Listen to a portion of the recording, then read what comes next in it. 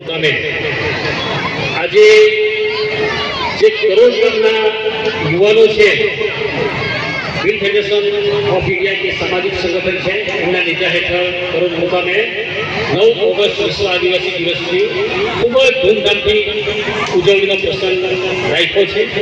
અહીંયા કરોડ મુકામે મોટી સંખ્યામાં એસસી, ઓબીસી અને માઇનોરિટી સમાજના મોટી સંખ્યામાં લોકો ઉપસ્થિત છે. તેમાં ખાસ કરીને નવયુવાનો, બહેનો, માતાઓ, યુવાનો અને નાના ભૂલકાઓ અહીંયા મોટી સંખ્યામાં ઉપસ્થિત છે.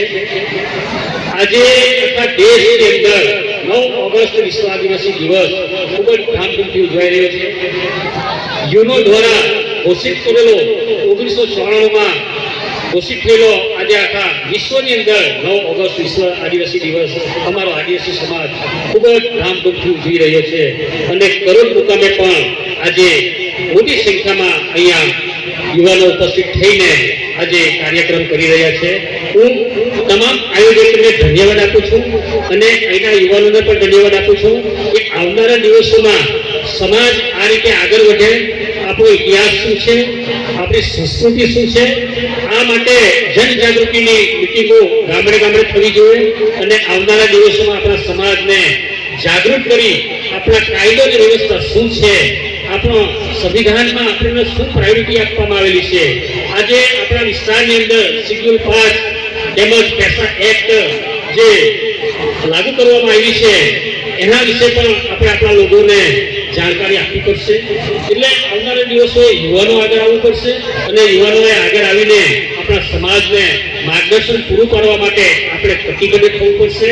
તેમજ આ 9 ઓગસ્ટે આપણે એવો એક સંકલ્પ કરવો જોઈએ કે આપણા સમાજ માટે આપણે સમય ફાળવવો જોઈએ અને ગામડે ગામડે જઈને આપણા સમાજના જે યુવાનો, આપણા સમાજના જેટલા લોકો છે એમને આપણા સમાજ વિશે જાણકારી આપવી પડશે, આપણા ઇતિહાસો વિશે જાણકારી આપવી પડશે. અને ખાસ કરીને યુવાનોને મારું એ કહેવું છે કે આપણી પાસે મોંઘાદાર જે ફોનો છે એ ફોનો દ્વારા આપણે આપણા આદિવાસી સમાજની જે બધી આજે ઇતિહાસો છે એ ઇતિહાસો જાણકારી હાંસલ કરો અને આપણા સમાજ માટે કાર્ય કરો. આજે અમે વણકલ મુકામે પણ હાજરી આપીને આવ્યા છે, તેમજ આ બીજા કરોડ ગામમાં પણ આજે હાજરી આપી છે અને ગાલડા મુકામે પણ 9 ઓગસ્ટ ઉજવાઈ રહી છે, ત્યાં પણ અત્યારે અમે હાજરી આપવા જઈ રહેલા છે. એટલે ખરેખર આજે હું મારે જાતને ખૂબ જ ધન્યવાદ સમજું છું, કેમ કે આજે આદિવાસી સમાજમાં મને જન્મ મળ્યો. હું આજે મારા સમાજનો આભારી છું. સમાજે મને આટલો માન સન્માન આપ્યું એ બદલ પણ સમાજનો આભારી છું. અને હું યુવાનોને એક કહેવાય છે ને કે યુવાનોને એક માર્ગદર્શન આપી શકું એમ પણ કહી શકાય કે યુવાનોને એમ પણ કહી શકું કે આજે આપણા સમાજ માટે મેં કંઈક સમાજ માટે કાર્ય કરું છું, એવું આપ પણ સમાજ માટે કંઈ કાર્ય કરો કે જેથી અહીંયા મને ફૂલથી સ્વાગત કરવામાં આવ્યું કે આવનારા દિવસોમાં તમામ યુવાન પણ સમાજનું એવું કાર્ય કરો કે એમને ફૂલથી સ્વાગત કરવામાં આવે અને આવા હારો પહેરાવવામાં આવે એવું યુવાનો પાસે અપેક્ષા રાખું છું.